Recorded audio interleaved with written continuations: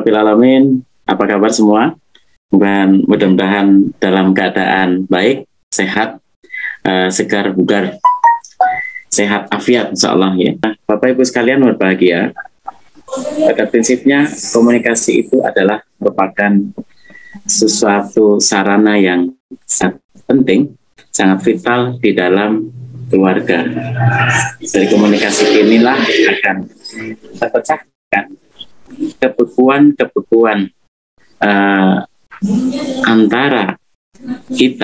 antara kita, baik itu antara suami dengan istri, ataupun seorang ayah dengan anaknya, seorang bapak dengan seorang ibu dengan anaknya, dan sebaliknya. Ini akan terpecahkan, akan menjadi cair dengan sarana komunikasi. Dengan komunikasi ini pula lah akan kita akan menuju satu kondisi di mana keharmonisan itu pasti akan kita raih. Karena memang keharmonisan itu diawali dengan komunikasi yang baik.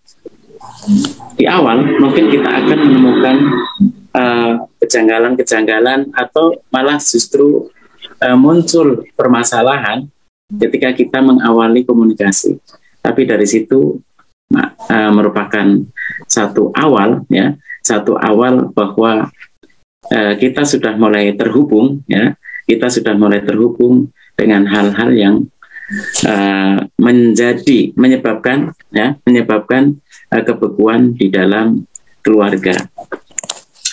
Jadi jangan takut ketika kita menemukan itu, karena pada prinsipnya insya Allah kebekuan itu tidak akan terjadi terus-menerus, tetapi itu akan mencair ketika kita berusaha untuk menguraikan di dalam lembar-lembar komunikasi kita setiap hari. Dan mari kita buka sesi kita yang pertama pada pagi hari ini dengan Ummul Kitab Al-Fatihah. Dan tidak memperpanjang waktu, kita akan bersama sambut Coach Ferry di Sampurno. Assalamualaikum warahmatullahi wabarakatuh. Alhamdulillah. Wassalatu wassalamu ala rasulillah. Pada pagi hari ini, Bapak sekalian, kita mendapatkan kesempatan untuk bisa bersua. Saya ingin berbagi pendek saja, sebagaimana yang dititipkan oleh panitia ya, Bapak sekalian. Karena memang waktu kita yang tidak panjang, jadi nanti kita banyak ngobrol aja ya Pak Dia. Ya, siap, insyaallah.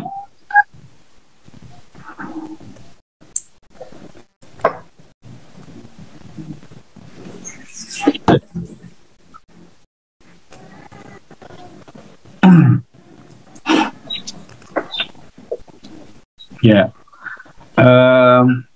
berbicara tentang komunikasi di dalam keluarga, saya pikir ini standar di dalam kehidupan kita pada aspek apapun ya, Bapak sekalian, bahwa komunikasi sangat berperan penting dalam pekerjaan, dalam kehidupan sosial, ya, dalam berorganisasi, apalagi komunikasi merupakan komponen yang bisa membangun keakraban, membangun soliditas, membangun kekuatan struktural sebuah organisasi, termasuk memprediksi keberhasilan atau kegagalan sebuah organisasi. Dan kita memahami bersama bahwa keluarga itu merupakan organisasi sesungguhnya ya. Di situ ada pemimpinnya, kemudian ada ada anak buahnya begitu ya, di mana ayah atau suami menjadi pemimpin dan kemudian istri dan anak-anaknya yang menjadi anggota dari organisasi. Sesederhana itu sebetulnya, bahwa karena organisasi itu membutuhkan komunikasi, maka keluarga pun juga membutuhkan komunikasi yang efektif dan efisien untuk membangun kualitas keluarga itu ya. Dan jangankan organisasi ya Bapak Ibu sekalian, secara pribadi manusia itu sebetulnya juga terus-menerus melakukan komunikasi. Jadi manusia itu setiap hari memiliki kurang lebih 60.000 pikiran otomatis yang muncul. Ya, jadi setiap hari ada kurang lebih 60.000 pikiran yang muncul dan itu berkomunikasi satu sama lain antar bagian dalam diri kita. Ya, seperti yang nggak sejauh-jauh nih. Ibu-ibu pagi-pagi bangun tidur itu sudah mulai berbincang dengan dirinya sendiri. Mau masak apa ya hari? Ya kan? Kemudian ada yang bilang pecel. Alah, pecel meneng. Nah, itu yang saya masukkan antar bagian ya. Ada bagian dalam tubuh kita, dalam diri kita yang suka pecel, ada yang lebih suka rawon gitu kan, ada yang lebih suka mungkin soto atau sup begitu. Dan setiap hari tubuh kita diri kita itu berdiskusi untuk memutuskan yang mana. Jadi kalau saya bilang part itu sebetulnya adalah bagian dari kepribadian, dan dalam ilmu kejiwaan sebetulnya manusia itu sekurang-kurangnya memiliki 12 afek ya. Jadi memiliki 12 alter ego gitu ya. Jadi ada kayak saya misalkan ada Ferry kecil, ada Ferry yang usia SMA, ada Ferry yang dewasa.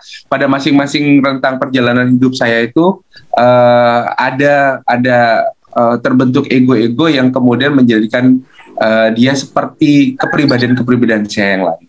Sometimes ketika saya letih, saya lelah, saya ingin menjadi Ferry yang kecil dulu gitu, dimanja, kemudian dimengerti semuanya, ngambeknya itu juga tetap dielus-elus sama ibu begitu.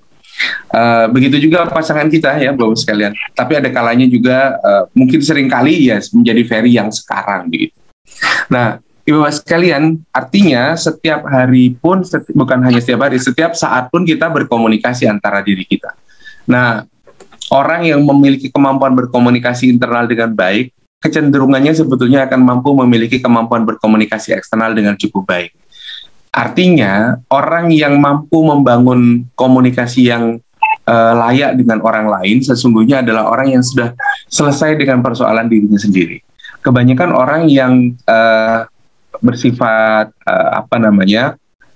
misalkan represif begitu ya kepada orang lain, baik secara verbal maupun secara fisik, kebiasaannya represif, mohon maaf, biasa memukul, mencubit, kemudian bentuk fisik yang lain, atau secara verbal ucapannya selalu menyakiti, menyerang, ucapannya selalu merendahkan orang lain misalkan, itu biasanya adalah orang yang dia belum selesai dengan dirinya sendiri, begitu ya. Apa yang dimaksud dengan belum selesai? Ada bagian dari dalam dirinya yang belum selesai periode pertumbuhannya, begitu. Ya, ada orang yang tidak selesai dengan masa kecilnya, sehingga masa kecilnya itu terus-menerus menuntut. Begitu dia masa kecilnya itu muncul sesekali, gitu ya, atau bahkan seringkali.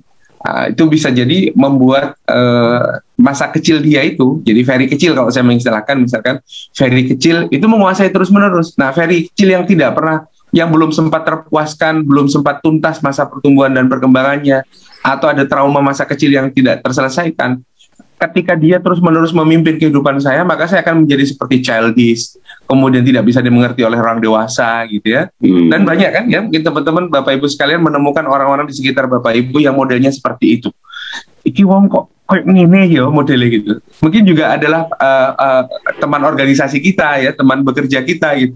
Kok ono ya wong modelnya kayak begini gitu. Nah, sebetulnya Bapak sekalian, bisa jadi dia sendiri juga tidak mengerti kenapa dia seperti itu gitu. Hanya saja karena memang ada salah satu alter ego dia yang dominan muncul dan dia belum bisa mengatasinya. Nah, bayangkan kalau itu terjadi pada pasangan kita, ya. Jadi pasangan kita ini sebetulnya dalam waktu yang lama dia sedang kebingungan dengan dirinya sendiri, tidak bisa mengatasinya, ditambah dengan pasangannya yang tidak mau mengerti tentang dirinya, terus-menerus menyalahkan dia dan menghina dia, mengejek dia, menyalahkan kondisinya, kemudian menganggap pasangan kita tuh aneh gitu. Ya, dia yang sebetulnya sudah bingung dengan dirinya sendiri, kemudian ditambah dengan sikap dan perilaku pasangannya yang tidak pernah support, bahkan cenderung menyalahkan. Apa yang terjadi dalam diri pasangan kita yang seperti itu kira-kira Bapak sekalian? Wah, jadi hidup ini bangun tidur tentu saja bukan bersyukur, tapi malah mengeluh. Kenapa?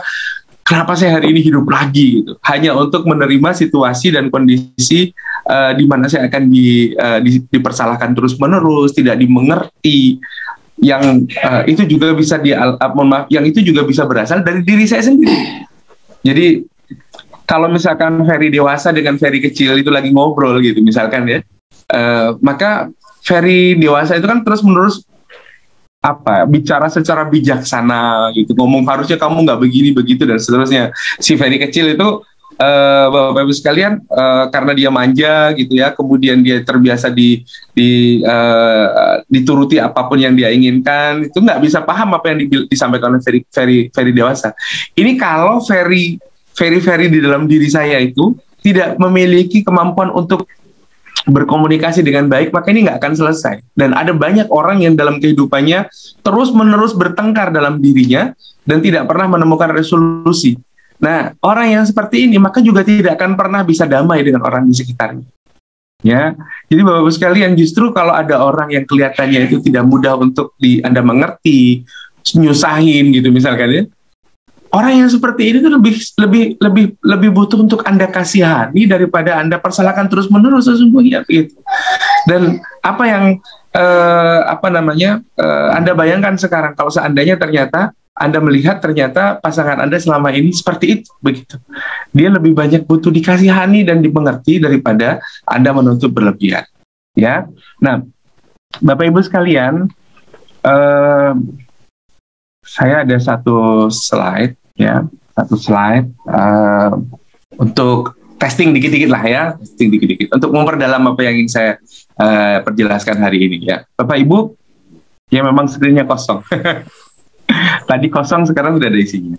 Bapak Ibu sekalian, ini foto yang saya ambil dengan istri di Hangzhou, kalau nggak salah ya, di Hangzhou. Waktu itu kami sedang parkir untuk menunggu antrian makan siang di sebuah restoran yang namanya Grandma's Kitchen ya.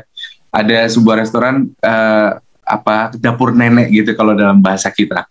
Nah, kami lagi antri, kemudian melihat satu fenomena seperti ini. Nah, Bapak Ibu sekalian coba ketikkan di chat ya dari foto ini, karena biasanya kecenderungan Anda untuk melihat faktor yang penting di situ ya, Ayah Iqmal. Jadi orang kalau ngelihat foto gitu Ayah Iqmal, terus kemudian kelihatan yang menarik apa dulu, itu biasanya bisa menggambarkan karakter seseorang Ayah Iqmal ya. Saya pengen nanya nih kepada peserta sekarang ini ya. Ya, Bapak Ibu sekalian, ada 71 orang di sini. Ketika Anda melihat foto ini sekilas, apa yang Anda lihat yang menarik pertama kali? Coba diketikkan di chat ya. Yo, saya tunggu chatnya. Yang menarik buat Anda pertama kali apanya dari komponen yang ada di dalam foto ini? Ya. Oke, nanti saya coba tebak-tebak buah manggis deh. Karakter Anda itu seperti apa kira-kira dari jawaban Anda? Nah, mulai muncul. Itu cucu dan kakek neneknya, gandengan tangannya, mesra sampai tua. Masya Allah. Ini udah terframing sih masalahnya, jawabannya tentang keluarga ya. Jawabannya kayak gitu. Tempatnya bersih banget, mobilnya rapi. Nah, ya, banyak nih. Nah, nih, luar biasa. Nah, ini jawaban Ayah Iqmal luar biasa nih, orangnya. Jadi Bapak Ibu sekalian, Anda yang ketika melihat sebuah foto dan kemudian cenderung melihat manusia di situ, biasanya ini karakter orang yang penyayang keluarga. Nah, ya. Jadi kalau Anda lihat nenek, kakek, orang, pokoknya bagaimanapun Anda menyebutnya, biasanya kalau Anda melihat di situ orangnya, ya, sosok manusia, biasanya Anda adalah orang yang penyayang keluarga. Ya, alhamdulillah ya. Kalau ada di antara Anda yang pertama kali dilihat terus tertarik melihat pohonnya, biasanya Anda adalah penyayang lingkungan. Nah, kalau yang pertama kali kelihatan di situ adalah gedungnya, kayaknya ada yang nulis juga gedung, toko, dan sebagainya, biasanya kemungkinan Anda adalah orang yang punya impian menjadi entrepreneur tapi nggak kesampaian. Kayak gitu. Kalau yang kelihatan di situ adalah mobilnya, nah biasanya panjenengan motor duitan, ya. Itu tipikalnya. Nah, yang repotnya ada juga dulu peserta saya itu kalau melihat kelihatan jalannya katanya. Nah, ini yang saya bingung gitu. Ya, kemungkinan Anda ini punya impian menjadi tukang tambal ban tapi nggak kesampaian kayaknya kalau yang kelihatan jalannya. Kamu tadi intermezzo saja ya Bapak Ibu sekalian, intermezzo. Tapi yang menarik dari foto ini begini Bapak Ibu sekalian ya. Oke. Jadi dari kejauhan saya melihat fenomena persis seperti sebagian yang mengetikkan di sini, ada kakek nenek ya, ini bukan dengan cucu, jadi kakek nenek bergandengan tangan Bapak sekalian. Ya. Kemudian di bis yang kami tumpangi itu ada sekitar 25 orang ya, sekitar 12 sampai 13 pasang. Maaf, ada antara 10 sampai dengan 12 pasang suami istri yang ada di mobil itu, dan semuanya dari Indonesia. Kemudian saya bilang, coba lihat kayak gitu kan. Itu coba lihat kakek nenek itu jalan pegangan tangan. Ini udah sepuh banget, udah putih gitu rambutnya gitu. Dan yang pertama kali respon kira-kira ibu-ibu atau bapak-bapaknya? Ya jelas ibu-ibunya ya, respon wah gitu, gimana, luar biasa gitu ngelihatnya. Jadi semua itu kemudian tiba-tiba mendekat ke jendela di satu sisi dia, jadi di jendela kanan begitu. Ya melihat kepada mereka, dan ya kayak kepingin gitu ya, namanya ibu-ibu, karena sepanjang perjalanan dari Indonesia Bapak Ibu sekalian, terus terang kebanyakan gaya dari para pasangan suami istri ini ya, itu ibu-ibu duduknya ibu-ibu semua di depan gitu ya, bapak-bapak duduknya di belakang semua begitu. Kecuali hanya beberapa orang termasuk saya dengan istri duduk selalu berdua itu sepanjang perjalanan ya. Yang masih kurang adalah saya hampir tidak pernah menggandeng tangan istri itu kalau jalan. Itu yang bikin istri saya juga merasa iri gitu melihat pasangan dua kakek nenek ini. Ya mereka berjalan dengan berpegangan tangan terus-menerus ya. Bapak sekalian, yang menarik lagi ketika semakin dekat, nah fenomenanya seperti ini ya. Itu ibu-ibu udah mulai meleleh ngelihatnya. Dari tadi mereka akhirnya sadar, iya ya, kenapa suami saya nggak seromantis ini gitu ya. Ternyata sepanjang perjalanan dari Indonesia gayanya kalau di bis atau dimanapun itu mereka tuh tukar tempat duduk. Kalau di pesawat kan kita bisa tukar tempat duduk, itu mereka bapak-bapak sendiri gitu, ibu-ibu sendiri gitu, ya Bapak sekalian. Nah semakin heboh bis itu ketika ini terlihat. Nah, Masya Allah, sang nenek menunjuk bunga dan kemudian dipetikkan oleh sang kakek, diberikan kepada neneknya itu Bapak sekalian ya. Wah itu luar biasa itu, wah gitu ya ibu-ibu itu ya, melihat mereka pasangan yang sudah sepuh ini tapi begitu romantis ya. Ini saya foto pakai handphone saya sendiri ya, dan sampai sekarang masih saya simpan momentum ini karena bagi saya ini pengingat ya, pengingat. Saat itu saya berpikir, kenapa sih Cina begitu cepat berubah dari masa yang begitu terbelakang, dan sekarang yang kita kenal sebagai negara tirai bambu sekarang menjadi negara yang sangat luar biasa, negara yang sama sekali hampir tidak pernah menghargai norma keluarga. Tapi hari ini Bapak Ibu sekalian, jadi saya masih ingat waktu saya ke China, waktu itu tahun 2012 atau 2012 atau 2013 ya. Kami ke sana itu pemerintah masih membatasi jumlah anak di Cina, bahwa setiap keluarga hanya punya satu, ya hanya boleh punya satu anak. Anak kedua itu sudah kena denda, ya bahkan kalau tidak mampu bayar denda mereka bisa dipenjara itu suami, hanya gara-gara punya anak lebih dari satu sekalian. Disitulah kemudian kerinduan keluarga-keluarga di China itu untuk memiliki anak sangat luar biasa. Banyak di antara mereka yang sampai sembunyi-sembunyi untuk sekedar punya anak ya Bapak Ibu sekalian. Nah, yang saya dapatkan sekilas saya melihat 10 hari di China pada waktu itu, kami jalan mulai dari Beijing sampai dengan Shanghai. Kehidupan hampir pasti itu kalau sore hari itu pasangan suami istri jalan bergandengan tangan, anaknya di tengah gitu ya, karena memang cuma satu-satunya anak mereka.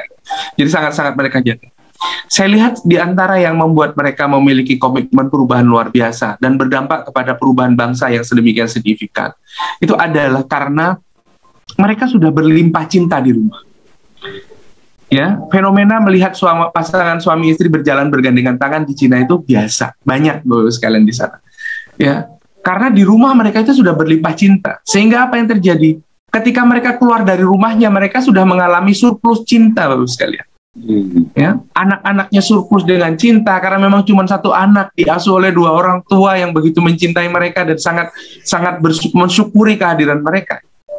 Ya, yang berbeda adalah ketika kita punya banyak anak sampai lupa mensyukuri bahwa anak yang banyak itu sesungguhnya adalah karunia yang luar biasa yang menjadi impian yang sulit untuk didapatkan oleh sebagian dari keluarga. Sehingga apa yang terjadi, anak-anak kita justru tidak merasakan cinta yang memadai. Jangankan anak, pasangan kita tidak merasakan cinta yang memadai. Apa yang terjadi? Pasangan kita, anak-anak kita keluar dari rumah kita dengan defisit cinta.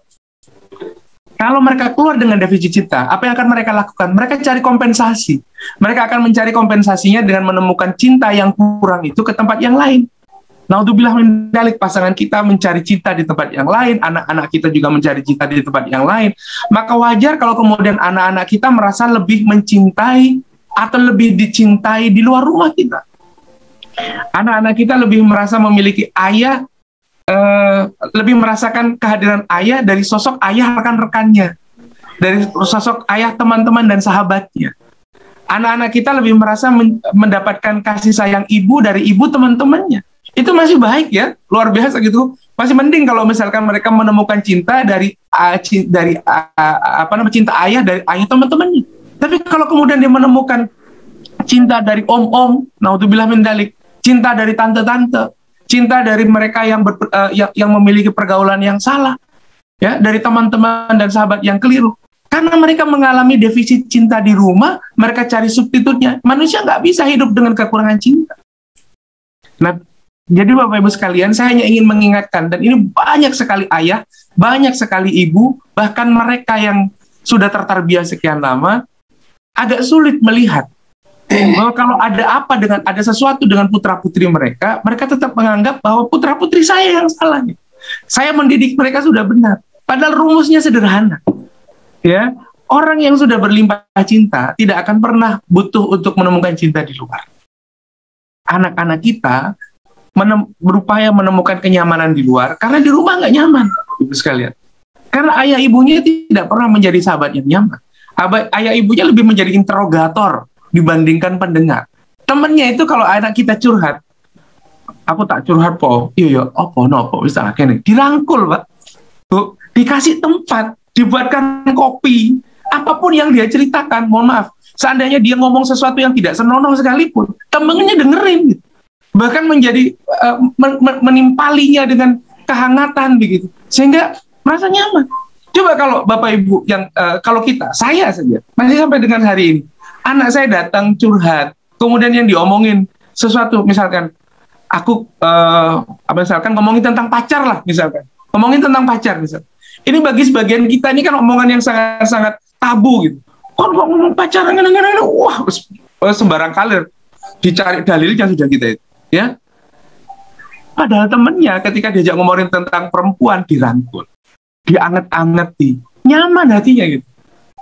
Ya, Bapak Ibu sekalian, saya termasuk yang sampai hari ini kadang-kadang nggak bisa siap menerima ketika anak-anak saya datang ngobrolin sesuatu yang tidak sesuai dengan norma yang saya pahami selama ini. Padahal kan dulu saya juga begitu, mungkin jauh lebih parah dari mereka gitu ya. Kemudian murabi saya datang menemani saya, menerima saya apa adanya, ketika saya juga masih tergelincir, dia mau memahami, mau mengerti gitu. Itu yang membuat saya nyaman, lebih nyaman untuk ngobrol dengan murabi saya dulu dibandingkan dengan orang tua saya. Hari ini saya mengulangi apa yang dilakukan orang tua saya kepada saya dulu. Tanpa sadar Bapak sekalian. Ya, hanya karena kita menganggap bahwa anak kita seharusnya sudah lama ikut-ikut dalam kandungan istri kita, kemudian harusnya dia sudah menjadi kader inti gitu kan, ketika dia lahir gitu. Padahal enggak, Bapak sekalian, dia juga lahir tetap sebagai manusia biasa. Ya, nah ini yang saya dapatkan inspirasi pada waktu itu. Saya pikir PR kita hari ini, kalau kemudian istri kita, suami kita, anak-anak kita belum bersikap sebagaimana yang kita inginkan, sesungguhnya setiap apa yang mereka perbuat itu adalah satu upaya untuk mengatakan kepada ayahnya, kepada suaminya, bahwa aku masih kekurangan cinta. Ya, itu sebetulnya. Nah, oleh karena itu, para ayah sekalian, mari kita ingat doa ini. Ya, doa ini kita minta setiap hari. Akan tetapi, kita seringkali, Ayah Iqmal ya, kita seringkali tidak bisa mewujudkan permintaan kita. Jadi kita itu seringkali menjadi sosok yang kontradiktif antara yang kita minta dengan perilaku yang kita biasakan dalam hidup. Kita meminta kepada Allah Subhanahu wa Ta'ala, ya Rabbana hablana min aswajina wa dzurriyyatina qurrata a'yun waj'alna lil muttaqina imama. Ya Rob, jadikanlah bagi kami istri-istri dan keturunan kami sebagai penyejuk hati, dan jadikanlah kami pemimpin bagi orang-orang bertakwa, setidaknya pemimpin bagi keluarga kita. Tapi Bapak Ibu sekalian, coba jujur ya, Bapak, ini khusus pertanyaan untuk para suami ya. Khusus suami, yang istri atau ibu jangan jawab. Saya pengen tahu, Bapak Ibu sekalian, Anda lebih mudah mendengar atau Anda lebih mudah untuk berbicara selama ini? Ya, Anda lebih mudah untuk ketika berkomunikasi dengan pasangan, dengan anak-anak, Anda lebih mudah berada pada posisi pendengar atau pembicara? Coba diketikkan. Ya, alhamdulillah. Lu tan, yang nulis Irum. Kok iso tak sing tak kon ngetik bojone kok sing ngetik Irum ya. Oke, alhamdulillah. Mas Lutfi jawabnya denger dong ya. Saya kadang mudah melihat kebohongan ya Mas Lutfi ya. Mas Aziz ya. Oke, Mas Aziz ternyata pakai akunnya Mbak Irum biar kelihatan mesra ya Mas Aziz ya. Ya, alhamdulillah Ustadz Imam mendengar. Untuk sekarang berbicara, mendengar. Baik, alhamdulillah ya. Banyak yang lebih banyak berbicara. Nah, Bapak Ibu sekalian, if you want to be a good leader, you should be a great listener. Itu kata Charles Bronson, Bapak Ibu sekalian. If you want to be a good leader, you have to be a great listener. Jika engkau ingin menjadi seorang pemimpin yang baik, maka engkau harus menjadi pendengar yang hebat. Kita minta menjadi pemimpin yang hebat bagi orang-orang bertakwa, tapi kita susah mendengar, maka itu adalah suatu kemustahilan. Ya, jadi mulai dari hari ini, para ayah semuanya, resep pertama, semakin banyak Anda mendengar, semakin baik. Umar bin Khattab itu seorang khalifah. Kalau sudah di rumah, beliau lebih banyak mendengar daripada berbicara. Beliau banyak memerintah dan banyak menyampaikan sesuatu itu kalau di luar. Tapi kalau di rumah, beliau lebih banyak mendengar. Bahkan mendengar apapun yang pedas dari istri beliau. Ya, beliau tetap dengarkan. Oke? Karena memang Bapak Ibu sekalian, ketika kita sibuk di luar, istri kita di rumah tanpa kawan dan teman, dia banyak sendiri, ngomong sendiri gitu. Anak-anak Anda juga tidak ketemu tempat curhat karena istri Anda juga pengen curhat. Anak Anda curhat di rumah, istri Anda sudah belajar mendengar dengan semaksimal mungkin. Begitu ayahnya pulang, nah ini satu-satunya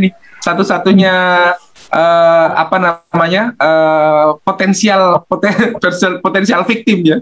Nah ini korban potensial nih untuk harus mendengar.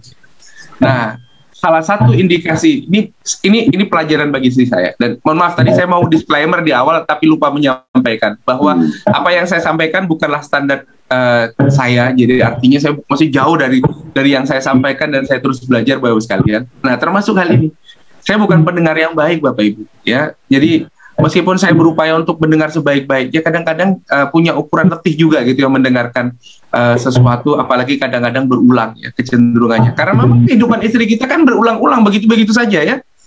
Terus kita menginginkan istri kita cerita sesuatu yang berbeda. Bu, si cerita no beda meneh ngono lho Mi, ngono padha karo wingi meneh. Lah memang kita juga mengizinkan istri kita untuk hidupnya begitu-begitu saja, ning dapur, ning ruang tamu, ning kamar, gitu aja gitu. Bagaimana mereka akan bercerita sesuatu yang berbeda? Justru kan mengherankan kalau tiba-tiba dia bercerita sesuatu yang aneh-aneh ya, berbeda. Kamu habis dari mana gitu kan? Kamu habis ketemu siapa? Kan justru aneh gitu.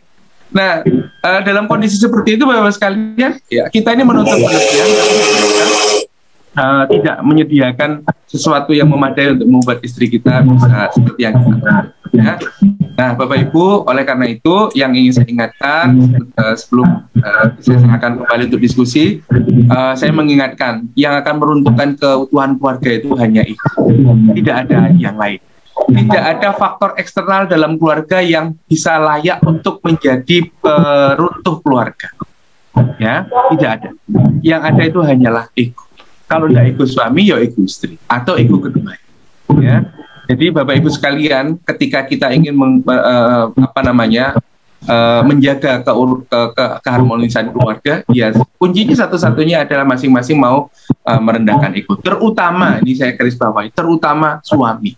Karena memang sejak awal statement dari Allah Subhanahu wa taala sendiri, ar-rijalu qawwamuna 'alan nisa, misalkan, itu sudah memberikan satu privilege untuk menempatkan suami itu seolah-olah memiliki posisi yang harus lebih daripada istri, ya, Bapak sekalian.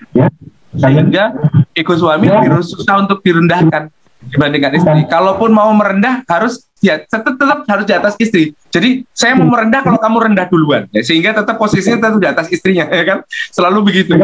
Nah, Bapak sekalian, ketika kita sulit untuk menempatkan ego kita lebih rendah daripada apa yang sesungguhnya kita duga, gitu. Maka kita tidak akan pernah selesai dengan komunikasi. Ingat, anger is danger. Kebanyakan ego akan menghasilkan kemarahan. Ya, kebanyakan ego akan menghasilkan kemarahan. Ego itu kalau disentil marah. Ego itu kalau kemudian dilecehkan kita akan marah, tersinggung, dan seterusnya. Ujung-ujungnya adalah anger. Kalau sudah anger yang muncul, maka itu tanda-tanda danger, Bapak. Ya, ini yang perlu dihati-hati.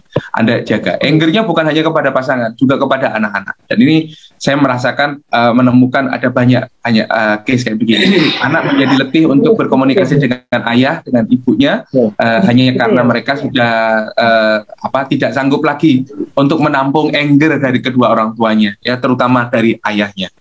Oleh karena itu, hati-hati para ayah, kalau Anda ingin memutuskan atau menyampaikan sesuatu yang penting di rumah, waspadai HALT itu, halt, ya. Waspadai 4 hal ini. Yang pertama, hunger. Jangan diskusi sesuatu yang penting atau memutuskan sesuatu yang penting ketika Anda sedang lapar. Ya. Orang lapar itu nggak dianjurkan untuk buat keputusan penting, karena keputusannya cenderung nanti akan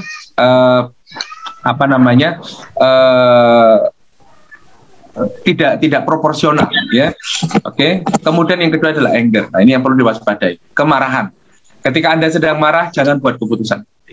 Terlalu banyak dalam hidup kita, saya pikir, ya, Bapak Ibu yang sudah berkeluarga cukup lama, mengumpulkan banyak kisah dalam hidup kita, betapa kemarahan-kemarahan itu justru hanya akan menghasilkan sesal. Tidak ada kemarahan menghasilkan kebaikan. Yang ada hanyalah penyesalan. Yang ketiga adalah lonely, kesepian, ya. Mungkin Anda bertanya-tanya, ini kan nggak cocok Pak Ferry, kita sudah menikah semua kok dikasih lonely ini dijadikan salah satu yang kita waspadai. Loh, hati-hati. Lonely yang lebih parah itu adalah mereka yang merasa sepi di tengah keramaian, Bapak-Ibu sekalian. Dan itu bisa dirasakan oleh siapapun. Ya, ingat, merasa sepi di tengah keramaian. Ada salah satu ikhwah misalkan pada saat UPA, ya, ada salah satu anggota ketika sedang UPA misalkan, ya, kemudian atau liko gitu, ya. Nah, ini kan bareng-bareng nih. Liko kita kan misalkan ada 5, 6 sampai dengan 10 orang. Tapi dia bisa saja mengalami kesepian ketika dia dimarginalisasi, ya, dipinggirkan, nggak dianggap konco gitu. Atau pendapatnya selalu dianggap aneh dan sebagainya. Itu bisa mengalami lonely. Pasangan kita juga sama. Ibu yang tidak pernah dihargai, ayah yang selalu melecehkan, sehingga anak-anaknya niru untuk melecehkan ibunya, misalkan, ya. Kalau jadi kelihatan tuh kalau di rumah ayah minta tolong sesuatu, anaknya langsung responsif, tapi kalau ibunya mesti dibantah, misalkan begitu. Lama-lama ibu bisa lonely, ya. Saya kayak menjadi bukan bagian dari keluarga ini, gitu. Bisa. Jadi lonely itu bisa terjadi bahkan di tengah keramaian. Ya. Dan yang keempat adalah tired. Ya, Bapak Ibu sekalian, ketika suami lapar, kasih makan. Ketika pasangan Anda lapar, kasih makan. Ya, ketika pasangan Anda kelaparan terus diminta untuk menjadi bersifat logis, ya iso, ya. Cek dulu. Ya, jadi kalau istri Anda marah-marah, kok diajak ngomong nggak bisa, takonono, sampai lapar adik, gitu, pengen mangan. Nah, itu kan basic banget, ya, basic banget. Ya, istri lapar kok tidak Anda paksa untuk menjadikan sesuatu yang penting, nggak bisa. Kemudian marah, ya, anger. Ketika apalagi istri kita itu kan, perempuan itu kan kalau berpikir tidak sekuens, ya Bapak sekalian. Cara berpikir perempuan itu nggak sekuens. Kalau laki-laki itu sekuens. Dalam marahnya pun masih teratur. Laki-laki itu marah itu sistemik, ya. Kalau perempuan bahkan tidak marah pun sudah nggak bisa sistemik. Memang dia terbiasa untuk polar, ya, cara berpikirnya. melebar, kemudian network gitu yang dilakukan oleh perempuan. Makanya kalau disuruh bikin network, perempuan itu paling hebat ya. Bentuk reseller, jualan online, kemudian punya reseller itu perempuan itu bisa ngatasi ya. Punya 1.000 reseller itu perempuan masih bisa ngatasi. Laki-laki punya 3 reseller aja harus kebingungan ya. Nah, ketika marah maka perlu dijaga dulu, diredakan dulu. Karena kemarahan perempuan itu bisa memicu untuk menghadirkan penyebab kemarahan-kemarahan berikutnya, dan itu bisa menjadi bola salju. Ya, marah satu bisa memicu sumber kemarahan yang terjadi 3 tahun yang lalu. Ya, kemudian bisa sumber kemarahan 6 bulan yang lalu. Oh, semua sumber kemarahan itu kalau digabung jadi satu, itu bisa bom nuklir. Hati-hati. Makanya jangan biarkan perempuan marah terlalu lama. Anda harus segera meraihnya. Ya. Dan seringkali kadang-kadang penyebab marahnya itu sesuatu yang buat laki-laki nggak logis. Ya karena tadi itu, Anda berpikirnya lurus, ya, sekuens, perempuan berpikirnya itu polar, ya, dan menyebar begitu. Makanya kok iso lo, iki menyebabkan iku yo apa ceritanya? Itu laki-laki kan ngomongnya begitu. Bagi perempuan yo iso, jadi kudu iso. Sampai sih nggak ngerti, sampai nggak ngerasa dong, gitu kan? Karena efek perasaan itu kan tidak bisa dihambat ya. Wah itu bisa seperti bom atom yang bisa membelah diri dengan cepat. Oke, jadi kalau istri Anda sedang marah, redakan. Ketiga, kalau istri Bapak Ibu sekalian sedang lonely, rangkul dia, peluk dia, berikan apresiasi, hargai keberadaannya, jadikan dia ratu di rumah kita. Ya, ingat, apa yang saya sampaikan semua itu saya lebih ngajarin pada diri saya sendiri sebetulnya. Kemudian tired, ya, Bapak Ibu saya itu suka pijet. Jadi kalau saya sudah capek, saya tinggal ke panti pijit tunanetra di Malang, pijet, selesai.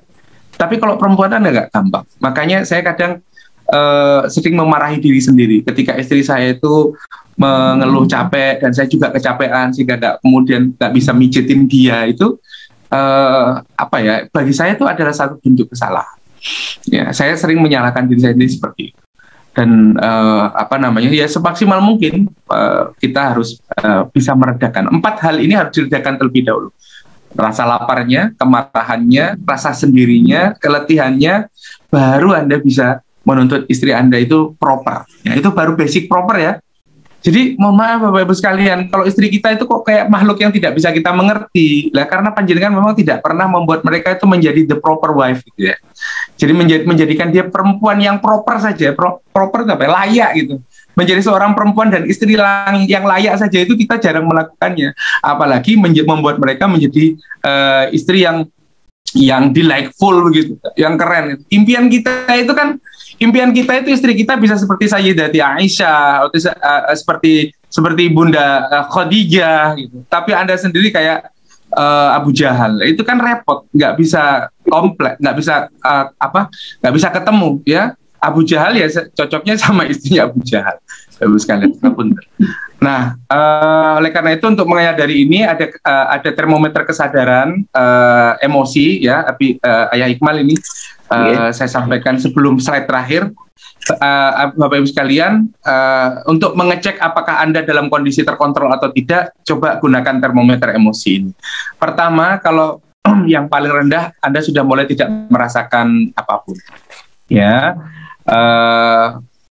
Artinya kalau Anda belum merasa ada yang tersakiti dan sebagainya, berarti emosinya masih stabil lah gitu. Kalau sudah mulai merasa tidak nyaman, ya, istri mulai merasa tidak nyaman dengan omongan Anda, atau Anda sudah mulai merasa tidak nyaman dengan perilaku istri atau anak-anak, itu atau stimulus lainnya, ya, stimulus di pekerjaan dan sebagainya, hati-hati. Berarti emosi Anda sudah mulai terganggu, ya. Kemudian mulai merasa terganggu. Nah ini levelnya naik lagi ya, ada gangguan, mulai kerasa. Merasa tidak nyaman itu kayak masih sebelumnya sudah mulai gangguan, tapi kita masih mengabaikan ya, sampai merasa terganggu, kok nggak enak, itu mikir nggak bisa konsentrasi ya, pekerjaan mulai tertunda, mulai timbul rasa kesal dalam diri kita. Ini pemicunya apapun, bukan sekedar hanya yang ada di rumah. Hati-hati. Berarti Anda sudah mulai harus mulai segera mengontrol emosi. Rasa jengkel meningkat. Ya, biasanya akan cenderung untuk mulai tidak bisa mengendalikan sikap. Ini hati-hati ya. kemudian mengomel. Nah, ini batas bawah yang harus Bapak Ibu sadari, terutama bapak-bapak. Karena bapak-bapak sebetulnya kan bukan tidak punya kebiasaan ngomel, tapi kalau sudah ngomel berarti itu levelnya sudah agak mulai parah, ya. Kalau sudah mulai ngomel, hati-hati, karena ini omelan itu sebetulnya adalah emosi yang sudah mulai bocor, ya. Kebocoran emosi itu bentuknya mengomel, Bapak sekalian, ya. Kemudian jengkel, menaikkan suara, berarti kerannya sudah mulai dibuka, keran kemarahan. Bicaranya ketus, sudah mulai dilebarkan lagi. Berarti Anda sudah mulai pada kondisi anger, bahaya, hati-hati. Marah-marah, ini sudah puncaknya, lerengnya gitu ya, teriak itu sudah mulai mendekati puncak, dan memaki, bahkan yang paling tinggi adalah melampiaskan secara fisik. Naudzubillah min dzalik. Ya, Bapak Ibu sekalian, apakah ini tidak bisa terjadi pada mereka yang sudah tertarbiyah 15 tahun? Bisa. Ya, karena Bapak Ibu sekalian, sampai kapanpun kita tetap manusia, dan sampai kapanpun kita memiliki, mohon maaf, mungkin saya sudah bersama dengan dakwah ini lebih dari 20 tahun Bapak Ibu sekalian, akan tetapi 20 tahun sebelumnya saya menjadi orang dengan pola pengasuhan, pola tumbuh kembang, punya interaksi dengan manusia yang lain juga tidak baik-baik saja. Bahkan sepanjang 20 tahun saya tertarbiyah, itu ketemu dengan orang dengan lingkungan yang baik juga nggak lama-lama amat. Lebih sering mungkin dengan lingkungan yang toksik dan sebagainya. Sehingga tetap saja kita memiliki potensial untuk menjadi toxic person. Nah, melampiaskan secara fisik, menyerang secara fisik itu sudah harus dijaga. Nah, bicara ketus itu sudah 38 derajat. Panas besan Bapak Ibu sekalian. Ini kalau COVID jenengan sudah nggak boleh masuk instalasi. Anda sudah dinyatakan COVID ini ya. Jengkel, menaikkan suara ini hampir 37, ini sudah hati-hati. Bicara ketus itu sudah 38. Nah, kalau sudah 40 itu berteriak itu 40, itu kendalikan itu. Sudah nggak layak. Anda step sebentar lagi biasanya Anda stroke ya. Hati-hati. Okay. Nah, penutup dari saya Bapak Ibu. Iku biruan. Itu 1.500. Nanti kita cari waktu lebih longgar ya untuk ngobrol lebih banyak. Nah, saya ingin tutup dengan film ini, Ayah Iqbal. Semoga bisa menginspirasi bagi kita semuanya ya, pasangan suami istri. I'm not going to sing praises for my late husband. Not today. Neither am I going to talk about how good he was. Enough people have done that now. Instead, I want to talk about some things that will make some of you feel a bit uncomfortable. First of all, I want to talk about what happened in bed. Ever had difficulty starting your car engine in the morning?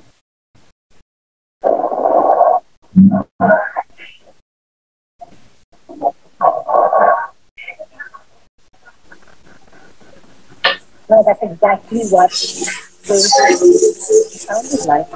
But wait, snoring wasn't everything. There was also this rear end wind action going on as well. Some nights, he would be so forceful. He would wake him up. What was that? He would ask. Oh, it's the dog, I would say. Go back to sleep now. Well, you might find it all very funny, but towards the end of his life, when his illness at its worst, these sounds indicated to me that my David was still alive.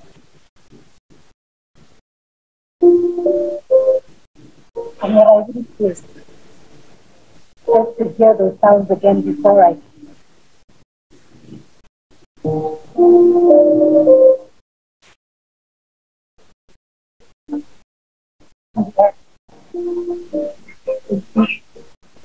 small things that you remember, little imperfections that make them tough for you.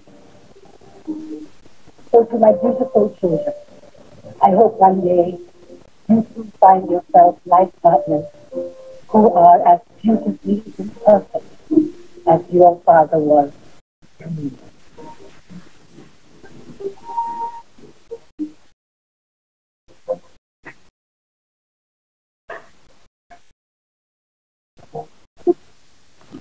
Baik, sebagai penutup, Ibu Bapak sekalian yang luar biasa pada pagi hari ini yang telah berkenan untuk merubah dirinya.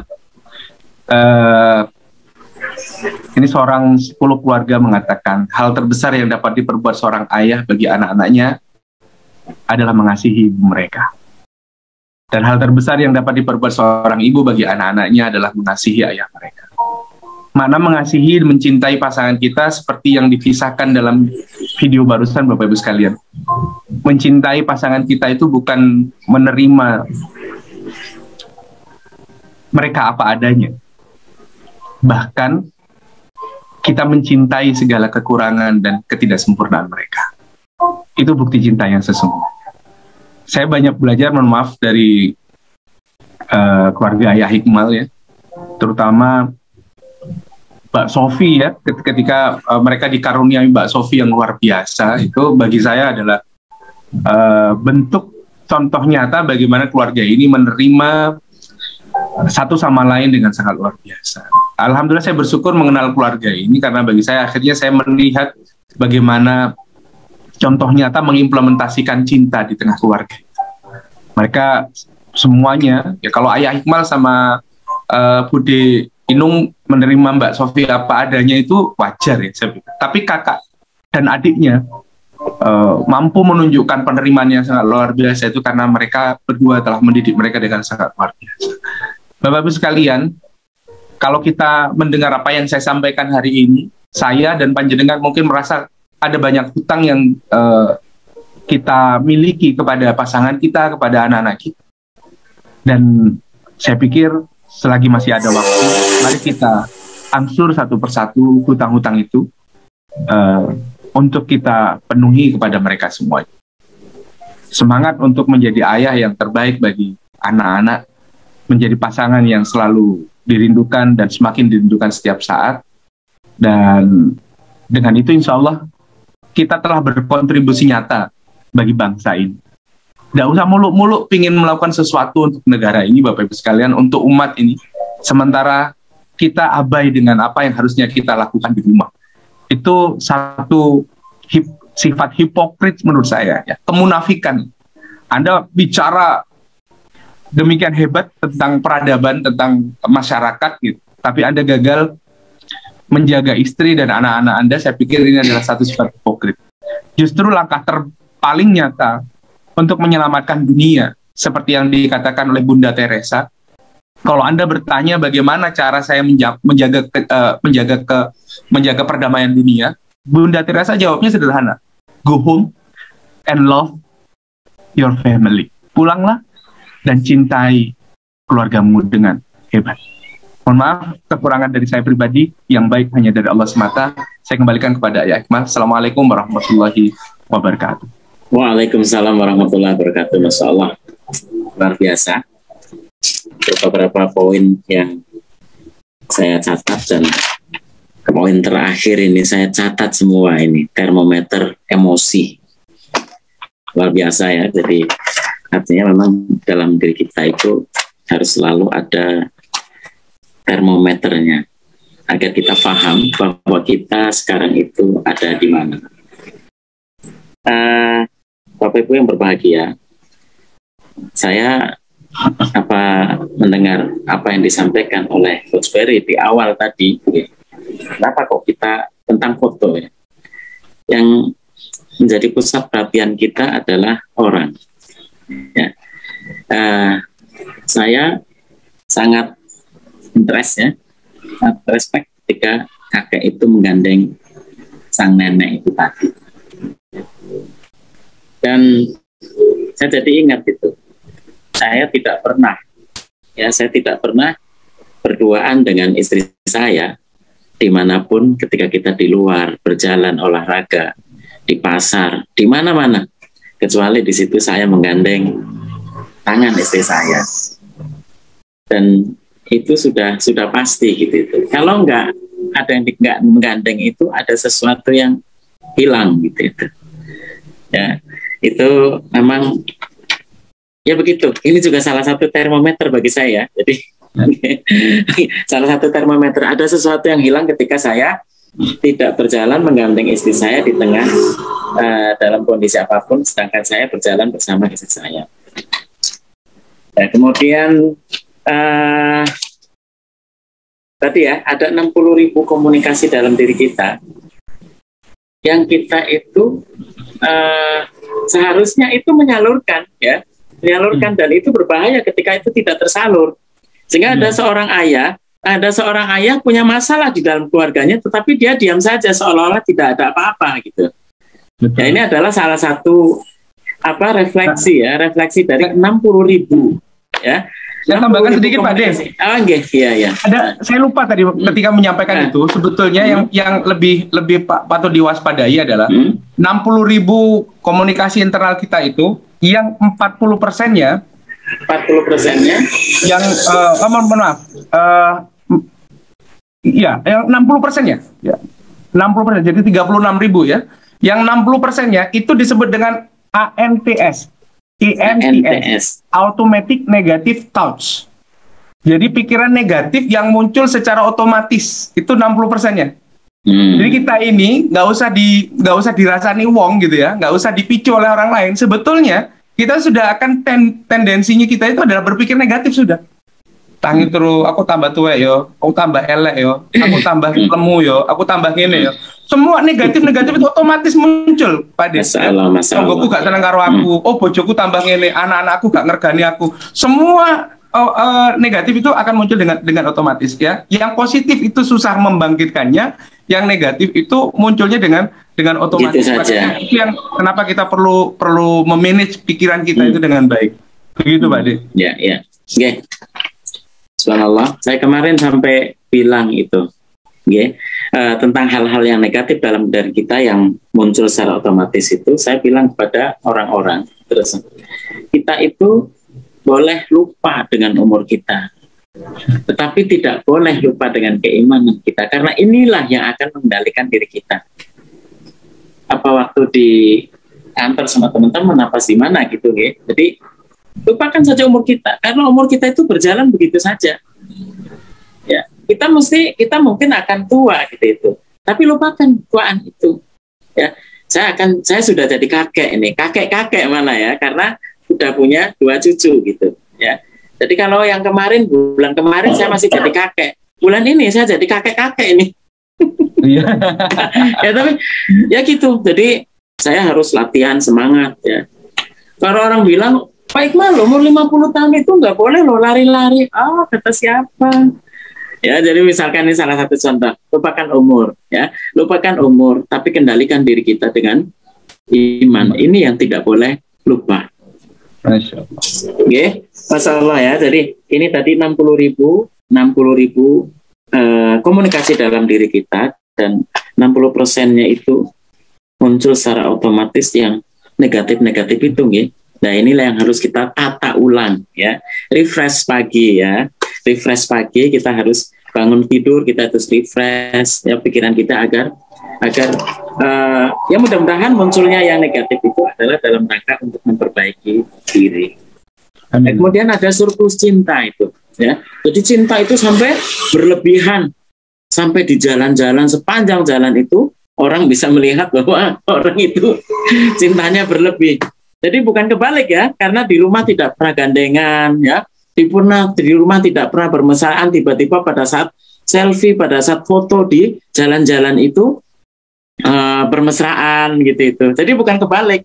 Jadi ternyata itu akan kelihatan ya, akan lihat, dan air muka itu akan tampak banget memang yang asli sama yang tidak asli. Nah, kemudian yang anger ujungnya itu ya, danger ya, anger sama danger ya. Jadi ini memang berbahaya ya. Jadi kemarahan itu juga salah satu bentuk komunikasi yang tidak tersampaikan, dan ini sangat membahayakan siapapun. Kemudian yang paling menyengat banget ini, jangan membuat keputusan pada saat AELT tadi ya. Jadi anger, lonely, ya, tired.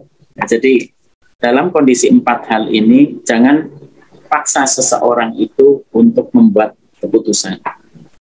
atau memaksa diri kita membuat keputusan pada saat kondisi yang tempat ini. Baik, Bapak Ibu sekalian yang berbahagia, ya. Jadi kalau ada pertanyaan boleh raise hand, ya, boleh disampaikan langsung, boleh disampaikan via WA kalau memang tidak ingin tidak ingin disebutkan namanya, ya. Jadi waktu kita insya Allah masih kurang lebih 26 menit ke depan, ya. Monggo. Ini ada yang raise hand kayaknya, ya. Monggo. Silakan. Oke.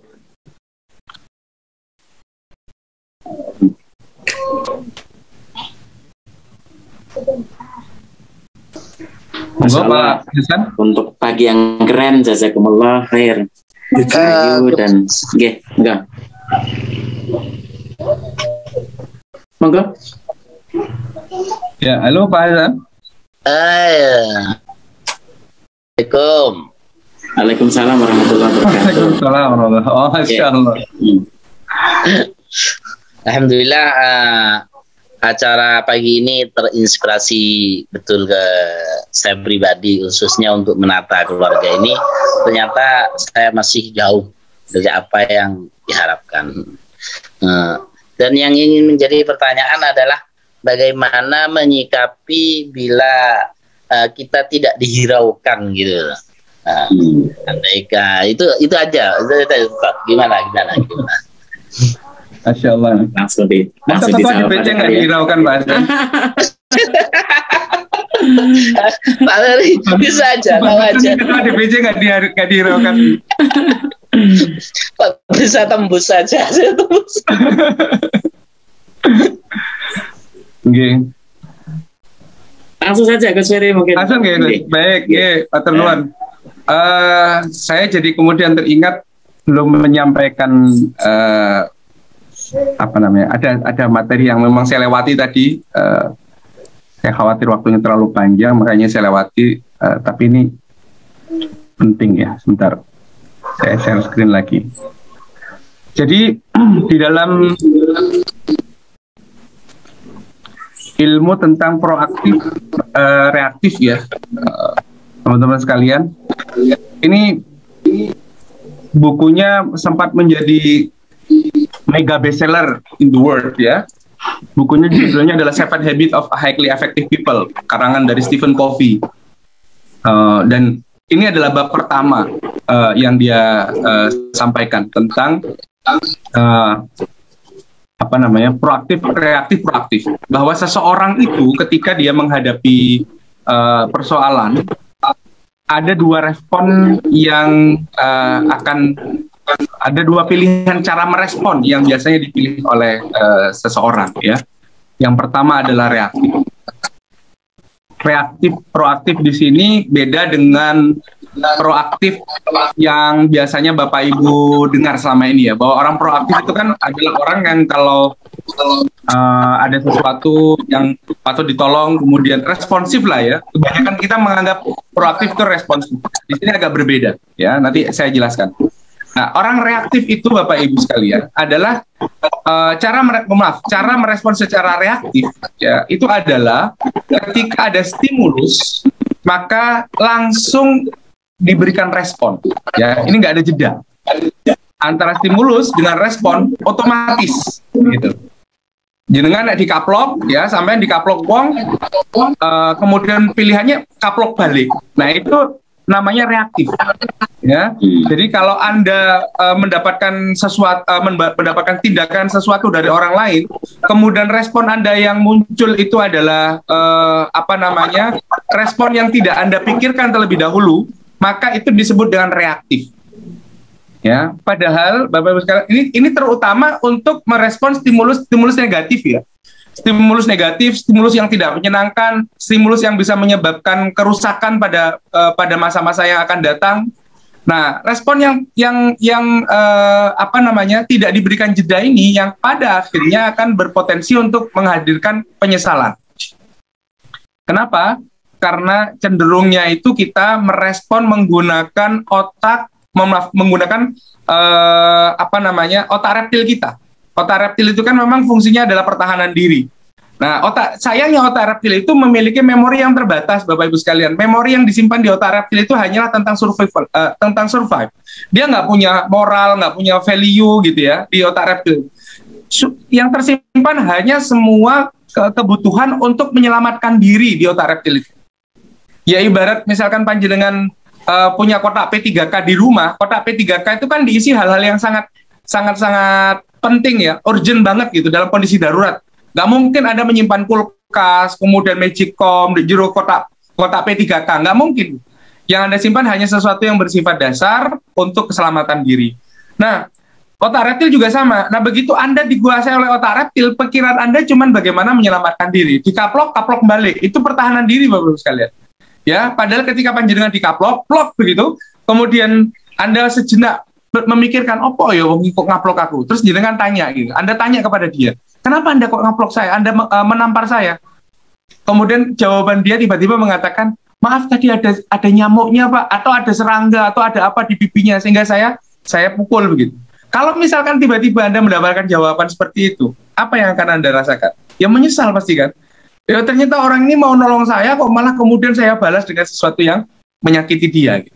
Ya, ini model reaktif dan seringkali kita itu mengalami hal yang seperti ini. Padahal Rasulullah SAW pernah mengingatkan kepada kita bahwa asobru fi sodamatil ula, atau ada yang mengatakan ada redaksi yang lain, asobru enda sodamatil ula.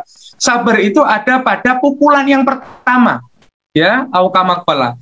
Jadi Bapak Ibu sekalian, kalau jenengan dikaplok, ditonyo gitu ya, dipukul sama orang, kemudian Anda tampar balik, baru bilang sabar.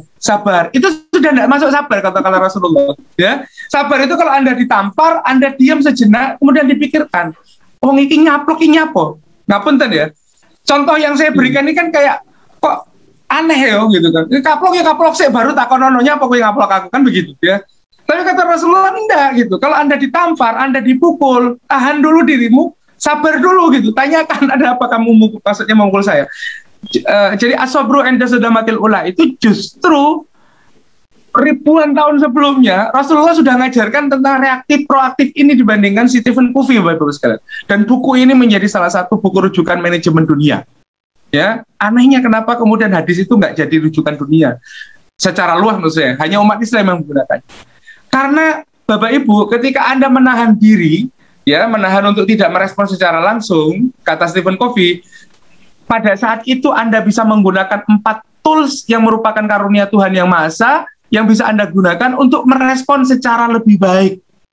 Ya, apa 4 tools itu? Pertama adalah kesadaran diri, self-awareness.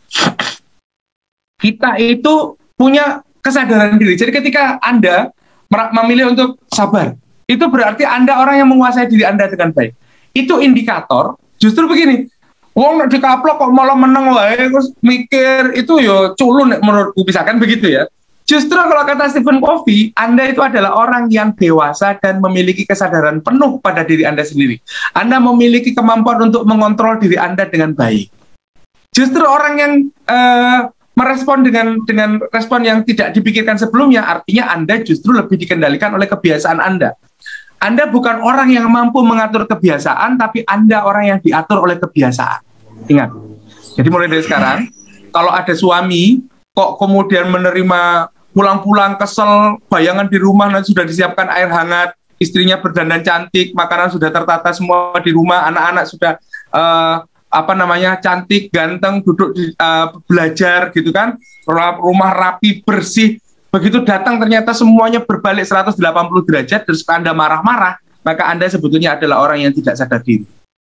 Ya, orang yang tidak sadar diri itu adalah orang yang sulit mengendalikan diri. Dalam level yang lebih tinggi, Anda sedang mengalami gangguan kejiwaan. Orang yang mengalami gangguan kejiwaan jenenge edan. Nah ya, jadi kalau Anda pulang-pulang ke rumah kok nesu-nesu dalam kondisi begitu, mohon maaf, Anda itu orang yang punya masalah kejiwaan. Ya, tapi Pak Hasan nggak gitu, insyaallah ya. Soal Pak Hasan nggak kayak gitu. Yang kedua, tools yang bisa Anda pakai adalah imagination. Jadi kalau Anda sudah bisa mengontrol diri, kesadaran diri, stop gitu ya, stop dulu. Kemudian berimajinasi, apa sih yang sedang dialami oleh istri saya? apa yang sedang dia alami sehari penuh ini tadi. Imajinasikan. Iya ya, dewean, omah sak mene gede nih, ditoto dewe, nyapu, kora-kora, umbah-umbah, nyetrika, gitu kan? Ya, Bapak sekalian, ingat, saya sering menyampaikan kepada binaan saya, banyak di antara kita tuh yang salah kaprah memaknai tugas suami dan tugas istri. Ya, kewajiban suami dan kewajiban istri. Seringkali kita itu kalau beda-bedain, kewajiban suami mencari nafkah, ya, menafkahi keluarga, kewajiban istri adalah memasak, mencuci, merapikan rumah, menjaga anak-anak dan sebagainya. Padahal Bapak Ibu sekalian, tugas suami, kewajiban suami menafkahi keluarga dalam semua aspek. Kewajiban istri cuma satu, Pak. Taat pada suami, ya. Sementara kewajiban suami itu kan memberikan nafkah, sandang, pangan, papan dan seterusnya. Kalau mau ngasih sandang, kasih baju yang layak dipakai. Baju layak dipakai itu apa? Bersih, sudah disetrika, rapi. Jadi sebetulnya membersihkan baju, menyetrika baju, menata baju itu tertata dengan rapi di rumah, kewajiban suami. Nyuci, nyetrika itu derivasinya saja. Ya. Kemudian suami wajib memberikan pangan. Ya, memberikan pangan kepada keluarganya, mengenyangkan mereka. Berarti menyediakan makanan. Kalau Anda nggak punya pembantu, Anda memasak untuk mereka, membuat makanan itu siap terhidang, dan nggak mungkin Anda kasih beras sama anak Anda. Makanan itu sudah terhidang, enak dan bisa dikonsumsi oleh anak-anak Anda. Berarti masak itu juga tugas suami. Ya. Kemudian papan, Anda memberikan rumah kepada pasangan Anda itu, kepada keluarga Anda, itu kan rumah yang layak ditempati, bersih, rapi, tertata dan sebagainya. Jadi menata rumah, membersihkan rumah, membuat rumah cantik, indah dan sebagainya, itu tugas suami. Kalau istri kita mengerjakan itu semua karena ketaatan mereka, itu sedekah. Ya, itu sedekah mereka. Ini yang sering saya sampaikan. Jadi jangan salah menempatkan. Nah, dengan kita berimajinasi tadi Bapak Ibu sekalian, seharian ini istri saya kira ngapain? Wah, capeknya luar biasa. Sehingga tidak ada apa-apanya yang sudah kita lakukan di luar itu. Kita di luar itu masih bisa bebas ketemu banyak orang, ketemu dengan banyak kolega, ketemu dengan bisa ya main-main, iso pijetan, iso mangan di jopo. Istri hanya di rumah saja, sudah. Dengan anak-anak menjaga semua tanggung jawab yang sebetulnya tanggung jawab kita, mereka bersedekah untuk menjaga anak-anak kita. Imajinasikan, oh iya kesel iki pasti bojoku, wajar nek kok ngene. Suara hati, gunakan suara hati kita. Ini kan suara hati ini sebenarnya dari Islam. Ya, jika kita tidak menemukan hukum dari Quran dan Sunnah, maka kita dianjurkan untuk meminta fatwa kepada hati kita. Ya, yang terakhir adalah kehendak bebas. Maksud kehendak bebas itu, teman-teman sekalian, bahwa kita boleh memutuskan untuk mengambil tindakan di luar kebiasaan kita. Ya, di luar kebiasaan kita. Laki-laki, suami dilecehkan istri, maka haknya adalah kemudian mendidik istri. Bahkan sampai dengan, mohon maaf, naudzubillah min dzalik, memukulnya asalkan bukan di wajahnya, misalkan. Ya, dalam rangka mendidik istri. Nah, kita ini kan cuma memikirkan yang menjadi hak kita, tapi tidak memikirkan yang menjadi kewajiban kita. Apakah kita sudah mendidik mereka dan sebagainya. Nah, seolah-olah kita punya pilihan, ya sudah, istri tidak manut, didik. Istri tidak manut, dididik. Baik dididik dengan kata-kata yang menyakitkan, pedas, dan kemudian sampai dengan tindakan fisik misalkan. Seolah-olah kita hanya punya pilihan itu, padahal kalau kita menggunakan kehendak bebas, maka kita punya pilihan yang sangat banyak. Istri marah, dirangkul, dicium. Kok aneh gitu. Nah, itu aneh karena Anda tidak terbiasa melakukannya. Kalau Anda terbiasa hanya merespon dengan yang biasa Anda lakukan, maka Anda nggak punya kehendak bebas. Anda terikat, terpenjara oleh kebiasaan Anda. Sayangnya sebagian dari kebiasaan kita itu tidak positif. Itu yang sering terjadi. So, rumus simpelnya Pak Hasan, kalau panjenengan merasa sering mendapatkan tindakan yang seperti diabaikan menurut saya sih mending lah ya. Diabaikan, kadang-kadang omongan istri menyakitkan, kemudian tindakan mereka itu melecehkan kita, dan seterusnya, maka lakukan 3 langkah. Stop, think, act. Stop, think, act. Stop, think, act. Jadi stop dulu, bayangkan seolah-olah di batuk kita ini, di dahi kita ini ada tanda stop button. Ya, stop button itu ada pencetan untuk stop. Jadi kalau ada stimulus tidak menyenangkan, langsung pencet, duk. stop. Kemudian gunakan 4 tools ini. Bangun kesadaran diri, imajinasikan, suara hati dicari, kehendak bebasnya digunakan. Baru ya action. Jadi think itu menggunakan 4 tools ini Bapak Ibu sekalian. Ya, stop dulu, gunakan 4 tools yang kita punya ini untuk think, kemudian baru bertindak. Insya Allah tindakan kita akan jauh lebih baik, respon kita akan jauh lebih mendekatkan ke surga lah, dibandingkan mendekatkan kita ke neraka. Ya, jadi kebanyakan kita itu kayak nggak bisa merespon dengan baik itu karena tadi kita itu reaktif. Gitu kira-kira ya Hikmat. Ya, masalah ya. Jadi reaktif itu tidak semua hal ya, tidak semua hal yang kita hadapi itu harus disikapi dengan reaktif. Ya. Tapi yang di sini yang akan menguntungkan kita dan itu menjadi sesuatu yang produktif itu, kalau saya simpulkan adalah kita pikir dulu dengan kesadaran kita, ya, dengan apa yang kita hadapi pada saat ini, yang kita terima pada saat ini, kita pikirkan dulu kenapa begitu. Ya, setelah itu baru dilakukan tindakan-tindakan yang nantinya itu tidak akan membuat kita menyesal ataupun minta maaf. Gitu. Ya, jadi ini penting ya, Bapak-Bapak Ibu sekalian. Jadi termasuk dalam mensikapi kehidupan keluarga kita. Ya. Jadi ada kalanya itu kita kan tidak bisa mengerti apa yang dilakukan oleh istri, oleh pasangan kita. Ya. Tapi coba pelajari dulu kenapa begitu. Jangan reaktif, ya. Jangan reaktif, jangan Umi kenapa begitu? Gitu. Abi kenapa begitu? Gitu. Ya, jadi ya dipikirkan dulu. Ya. Kalau saya sih suka tanya, gitu. Kalau istri saya misalkan lagi pusing gitu ya, nah, saya mesti akan tanya, Umi mau dibikin kopi? Gitu. Mau. Nah itu sudah senang udah, jadi pusingnya itu karena pengen kopi. Gitu. Ya jadi terus pagi-pagi kayak gini ya, atau pada saat sahur gitu ya, pada saat makan sahur mesti yang pertama kali saya tawarkan adalah kopi gitu.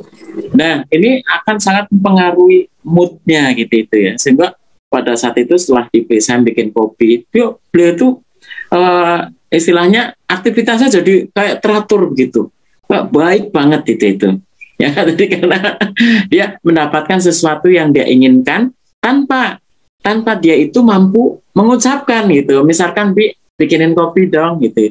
Untuk bilang seperti itu saja ya, itu perlu energi yang luar biasa. Nah, untuk memancing itu saya tidak nunggu dia bilang, tapi saya langsung tanya, Umi mau bikin kopi gitu.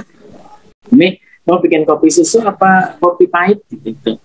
Ya, tentu saja yang panas gitu kan. Tentu saja yang panas. Jadi ini mesti saya tawarkan begitu. Ya, jadi jadi ini tentang reaktif itu tadi ya. Jadi kalau misalkan kita tidak merasa diabaikan di lingkungan kita oleh siapapun orang-orang terdekat dengan kita, maka cobalah berpikir untuk mencari penyebabnya. Ya. Oke, baik. Mungkin ada yang lagi yang mau ditanyakan? Okay. Ini di chat ada yang tanya. Iya, monggo. Iya. Saya jawab yang chat dulu ya. Kalau yang ada yang raise hand juga, tapi saya nggak berani buka saya. Masalah. Karena ilmunya lebih hebat dari saya. Tolong jangan diberi kesempatan yang itu ya. Yang raise hand yang berikutnya jangan diberi kesempatan. Saya jawab yang di chat dulu. Kalau bisa terakhir waktunya sudah mau habis gitu loh nanti.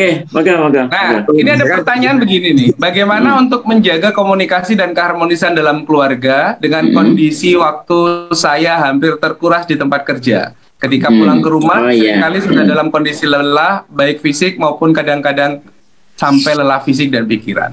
Ya. Baik. Saya izin kayak Iqbal, saya jawab yang ini. Menarik karena saya pikir hampir semua pria, laki-laki, ayah itu mengalaminya, dan saya juga lama sekali juga berpikir tentang hal yang sama. Saya ini udah capek kerja semua demi kalian gitu kan, pulang ke rumah kok malah kemudian diperenguti dan seterusnya. Saya sering juga berpikir seperti itu tentang pasangan ya, tentang istri ya, tentang uminya anak-anak di rumah. Cuman Bapak Ibu sekalian, saya kemudian menyadari bahwa ternyata ini adalah salah satu jebakan pikiran, ya. Ini adalah salah satu jebakan pikiran, jebakan logika yang disebut dengan presupposisi, ya, presupposition, bahwa ketika kita merasa sudah capek, letih, lelah dan sebagainya, dengan kemudian kita menghabiskan energi kita untuk bekerja dan seterusnya, presupposisinya adalah kita mengalami itu semua dan istri kita tidak. Ya, seolah-olah kita sudah bisa meyakini bahwa yang mengalami itu hanya kita dan istri kita tidak. Padahal perempuan itu sudah sangat mengalami keletihan luar biasa hanya dengan berpikir sesuatu. Apalagi kalau dipikirkan dengan sangat mendalam. Efek sakitnya, lelahnya, letihnya bisa melampaui orang laki-laki yang bekerja secara fisik. Karena memang desainnya itu laki-laki bekerja secara fisik, perempuan itu bekerja menggunakan emosinya. Ya, jadi keletihan emosi perempuan yang menahan rasa rindu, menahan rasa sesal yang tidak diperhatikan, tidak mendapatkan hak cinta di rumah, itu bisa jauh lebih parah, lebih berat dibandingkan laki-laki yang bekerja menggunakan fisiknya dan dia merasa keletihan. Keletihan laki-laki itu justru sebagiannya bisa menjadi imbalan, Bapak sekalian. Jadi Bapak-bapak, kalau panjenengan letih bekerja, pulang ke rumah tidak mendapatkan kebahagiaan, ada yang salah dengan cara Anda bekerja. Karena ini nyerempet ke profesional ini. Jadi bekerja yang benar itu seharusnya menghasilkan endorfin, Bapak Ibu sekalian, ya. Bekerja yang benar itu menghasilkan kebahagiaan. Kalau pekerjaannya sudah tidak benar, kalau Anda pulang dalam kondisi malah letih dan tidak bugar, tidak bahagia, maka ada yang salah dengan pekerjaan Anda. Ini saya gambarkan begini, ya. Saya lupa bahwa pensil, maaf. Yang ke atas itu namanya challenge, yang ke kanan ini namanya capacity. Ya. Nah, kalau Anda punya pekerjaan, itu pekerjaan Anda, challenge yang Anda terima lebih tinggi, lebih besar dibandingkan kapasitas yang Anda miliki. Misalkan ngapunten, Anda ini hanya bisa menjadi seorang mandor, kok diminta untuk jadi manajer, maka kan berarti challenge-nya lebih tinggi dibandingkan kapasitas. Maka kan gambarannya begini nih. Gambarnya kan seperti ini, grafiknya, ya. Challenge-nya lebih tinggi daripada kapasitas. Yang akan terjadi apa? Yang akan terjadi adalah burnout. Burnout. Lama-kelamaan Anda akan kemudian burnout. Burnout itu ya keletihan luar biasa sampai kemudian mendekati, kalau sudah terlalu tinggi itu bisa sampai dengan suicide, Pak D, bunuh diri. Ya, kalau tantangan hidup lebih tinggi daripada kapasitas yang dia miliki. Atau Anda ini lulusan S3, di kantor cuma dikongkon garap urusannya area SMA, maka begini, kapasitasnya tinggi, challenge-nya rendah, maka yang akan terjadi apa? Boredom, kebosanan. Ya. Nah, apunten nggak bisa tak tulis bagus. Nah, yang bagus di mana? Yang bagus itu di tengah-tengah, seimbang antara challenge dan capacity. Nah, letaknya di tengah sini. Ini namanya flow. Ya, flow akan memprediksi happiness. Burnout dan boredom akan memprediksi unhappiness. Orang nggak bahagia itu letih, lemah, lesu, lunglai dan seterusnya. Orang bahagia dalam kondisi apapun mereka akan tetap merasa kuat, bugar, senang, punya banyak pilihan dalam hidupnya, merasa tercerahkan, delightful dan seterusnya. Itu orang yang flow. Jadi kalau Anda pulang capek, ini saya bahas tentang itunya dulu ya. Anda pulang capek, itu yang punya masalah Anda. Lah kok nyapa mbok gowo-gowo urusannya wong omah gitu. Satu ya. Yang punya masalah Anda, terus Anda bawa pulang ke rumah, istri Anda harus ikut menanggung. Padahal Anda juga punya kewajiban untuk membahagiakan istri di rumah. Satu. Ada mengatakan, nah ini kan semua demi istri dan demi anak-anak. Oke. Bapak sekalian, laki-laki itu diciptakan dengan endurance yang lebih besar seharusnya. Sehingga dia seharusnya memiliki kemampuan untuk modot. Modot itu kemampuan untuk modot secara secara kapasitas itu harusnya bisa. Dan kita kembali kepada la yukallifullahu nafsan illa wus'aha. Jenengan kesel, capek, luar biasa, pulang ke rumah, istri istri kayak nggak paham tentang kondisi kita dan sebagainya. Yakin dulu bahwa kondisi itu tetap terjadi dalam rentang la yukallifullahu nafsan illa wus'aha. Nggak mungkin Allah dolim kepada Anda dibikin capek dalam pekerjaan, dikasih istri kok nggak mengerti, dan Anda nggak bisa mengatasinya. Itu nggak mungkin. Pasti Anda bisa mengatasinya, cuman Anda nggak mau saja. Itu satu. Ya, Bapak Ibu sekalian, dan sebetulnya hanya dibutuhkan sedikit saja keinginan dan kemauan kita untuk tadi mendengar dan memenuhi kebutuhan keluarga kita di rumah. Justru ketika mereka tahu kita itu berlelah-lelah, berupaya semaksimal mungkin untuk tetap memenuhi kebutuhan mereka dalam kondisi letih itu, insya Allah istri kita justru akan melihat bahwa daya upaya kita luar biasa, dan mereka merasakan betul bahwa kita melakukan segala sesuatu untuk mereka, ya, untuk mereka.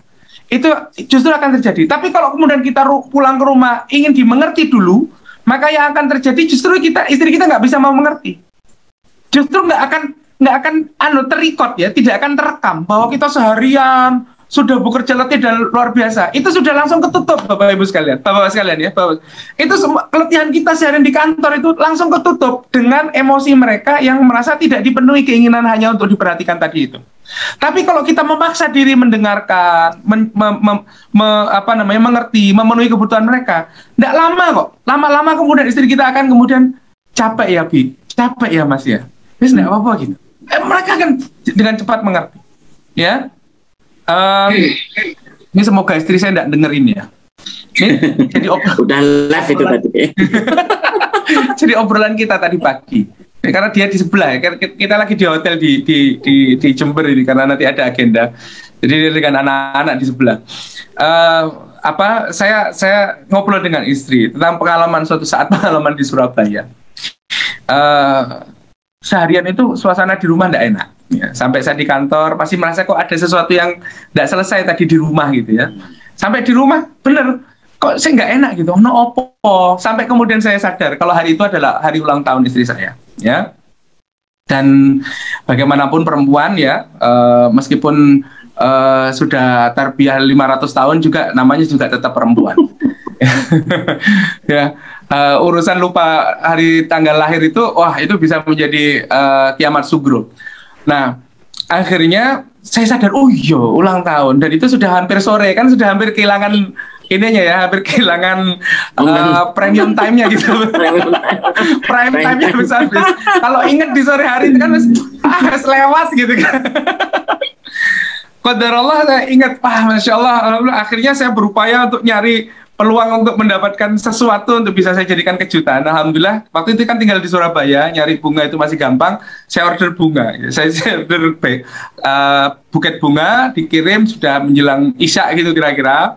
Kemudian saya jadikan kejutan Pak Di. Dan upaya yang sedikit itu, ya, menyelesaikan semua persoalan, ya, berubah seketika hanya dengan buket bunga. Meskipun besoknya kita ngobrolin tentang harga buket bunganya. jadi malam sebelum bayar sendiri menggebu-gebu pengen dikasih bunga, ya, tapi begitu tahu harga buket bunganya itu hampir 500.000 langsung wes mari kene ora usah kembang-kembangan. Kembang tenanan mending nang batu tetap kembang dewe kan. Bagaimanapun juga perempuan ya ekonomis tetap ya. Nah, itu yang pengalaman saya, hanya dengan sedikit effort sebetulnya akhirnya istri kita akan tahu. Nah, yang membatasi kita ya selama ini hanyalah ya justru sifat-sifat kelemahan kita sebagai laki-laki, kelemahan kita sebagai ayah. Tetap saja saya meyakini Pak D bahwa di rumah itu kalau ada terjadi sesuatu yang paling bertanggung jawab tetap adalah suami. Ada sesuatu yang belum tuntas dia penuhi, ada sesuatu yang belum tuntas dengan dia, bisa jadi juga dengan dirinya sendiri ya, yang menyebabkan dia nggak bisa mengelola dan memimpin keluarganya dengan sebaik-baiknya. Dalam kebanyakan kasus maksud saya ya, tidak mengeneralisir, sebanyakan kasus seperti itu. Gitu kira-kira Pak D. Masya Allah ya, luar biasa, tanpa terasa ini waktu sudah menunjukkan pukul 6 03, artinya kita sudah lewat 3 menit dan ya. kita terasa. Yang angkat tangan tolong jangan ini insya Allah kita akan sambung lagi 2 pekan lagi ya, kita akan sambung lagi 2 pekan lagi. Sekarang dengan bicaranya bukan saya. Jadi mohon dimaafkan ini, jadi masya Allah ya, saya itu beberapa waktu yang lalu itu dikejutkan dengan ketika saya itu ingin, istilahnya kita ingin berbicara dari hati ke hati dengan anak-anak itu anak saya yang pertama, Mas Farhan itu bilang kadang-kadang Abi itu memang ngeselin dan ini kadang-kadang pengen membuat Mas itu marah, tapi alhamdulillah gitu. Tapi akhirnya Mas itu tahu bahwa sepanjang Mas itu bergaul dengan banyak orang, dengan ini, bahwa Abi adalah ayah yang terhebat yang pernah Mas kenal gitu. Jadi ya apresiasi seperti inilah yang istilahnya meluncur begitu saja, dan mungkin ingin bagi kita ini sesuatu yang biasa, tapi kalau bagi seorang ayah yang paham, ini adalah sebuah apresiasi yang sangat luar biasa. Jadi memang kunci utamanya itu adalah mendengar. Ya, saya ingin berpesan pada bapak-bapak sekalian yang pernah menggunakan tangannya untuk bertindak keras kepada anak-anak kita, kepada istri kita, kepada pasangan kita. Jadi ayo segera diusap, ya, ditiup dengan kalimat-kalimat istighfar. Alhamdulillah, ya, jadi tangan ini tidak pernah saya pakai untuk berbuat kasar kepada anak-anak saya, kepada istri saya, ya. Jadi insya Allah ayo kita bayar sesuatu yang pernah belum tergeli dari kehidupan kita itu. Mulai dari sekarang, ya. Kita mulai dari sekarang. Kemudian yang paling terakhir, ya, ini ibarat teguk air di tengah gurun, ya. Mudah-mudahan apa yang disampaikan oleh Coach Ferry itu tadi membuat para bapak, ya, para ibu, khususnya para bapak ini, ya. Jadi karena memang tugas terberat, tanggung jawab terberat dalam keluarga kita itu adalah seorang ayah. Maka setidaknya hendaklah kita mampu mengambil manfaatnya ini, seberapapun tipisnya, seberapapun kecilnya, ya, yang bisa kita terapkan di dalam keluarga kita, insya Allah, ya, itu akan bermanfaat dibandingkan dengan tumpukan ilmu yang tidak pernah kita sentuh dalam kehidupan nyata sehari-hari. Baik, insya Allah matur nuwun Coach Ferry atas ilmunya yang luar biasa, ya. Keluarga muda tetapi anaknya banyak. Keluarga muda tapi anaknya banyak. Anaknya 7, ya. Anaknya 7 dan pengalamannya juga luar biasa, layak untuk kita ambil, untuk kita pelajari dan kita aplikasikan yang baik-baik dalam kehidupan kita. Insya Allah itu saja dari saya. Sebagai penutup, insya Allah kita akan ketemu lagi.